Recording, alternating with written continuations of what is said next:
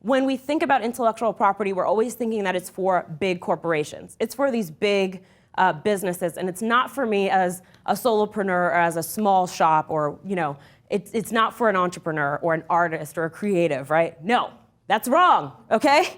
You are in the business of transacting in intellectual property, okay? You're either selling it or you're licensing it, you're transferring it around. That's what you're doing. I don't care what you do for a living. I'm telling you right now, what you are transferring and what you're in the business of is intellectual property.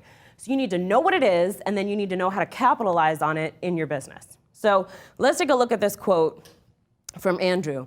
We all owe a fiduciary duty to the stakeholders of our companies to manage and harvest our intangible assets. And I love that. That gets me so excited, okay?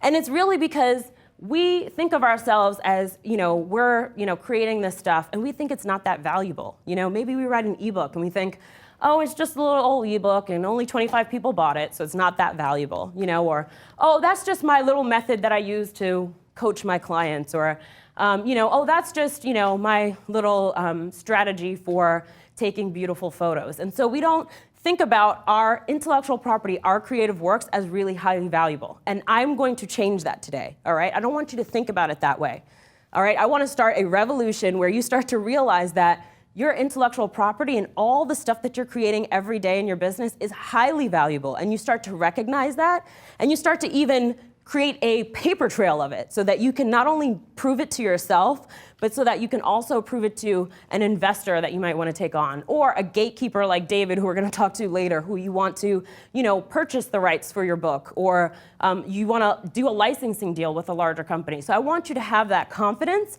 and then I also want to show you how to have that paper trail too, where you can not only believe it for yourself, but you can actually prove it to other people, okay? So we owe it not only to ourselves, but the stakeholders in our community, right? So let's look at what intangible assets actually are. All right, intangible assets and intellectual property, you'll hear me use those sort of interchangeably, but in reality, intangible assets is sort of any intangible asset that exists within your business. It could be customer lists, it could be your mailing list, it could be your business relationships, right? And intellectual property is one of those intangible assets. Okay, so that's how to think about it. Now, let's take a look at this chart. 25 years ago, 80% of the value of a business, any business, large or small, was actually tangible assets. So that's buildings, equipment, inventory, okay? That's how businesses made their money. They had physical stuff, and that physical stuff created a path to revenue. Nowadays, not so. Nowadays, you'll see this is almost completely inverted. Today, the average business, whether you are the S&P 500 or you're a solopreneur working at your kitchen table in your pajamas every day, which I know I like to do very often, 75% on average of all businesses, the assets are 75% are intangible assets. So they're no longer this large chunk here that used to be intangible assets.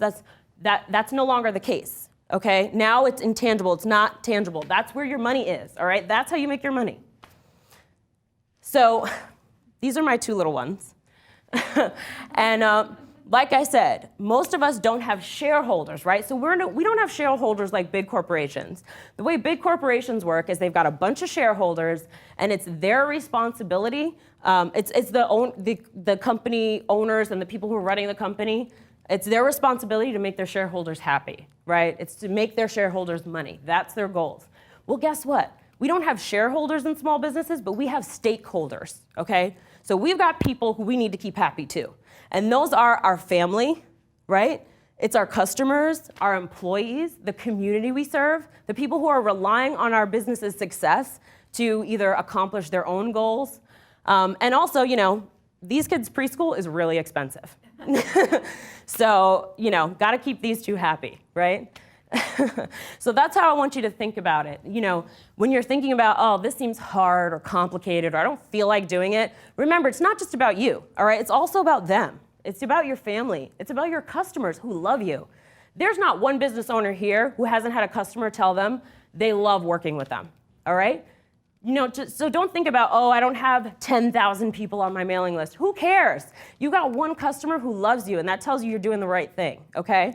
So you owe it to that customer to your family, to yourself, to really harvest the assets in your business and work that, okay?